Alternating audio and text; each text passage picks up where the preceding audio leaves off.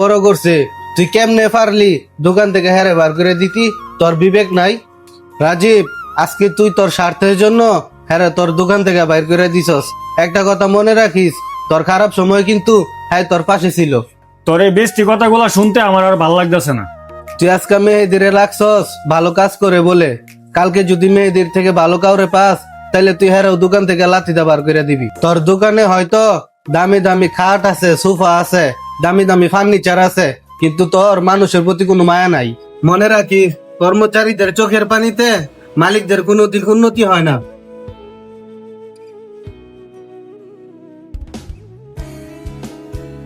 উজ্জ্বল, দাঁড়াও।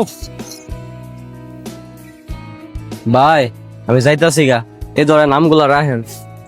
তুই আমার মাফ করে দিস ভাই, আমি ব্যবসার ব্যস্ততার কারণে ভালো মানুষ চিনতে পারি নাই। আমার দোকানের তুইও থাকবি, মেয়ে দিয়েও থাকবো, চল আমার সাথে।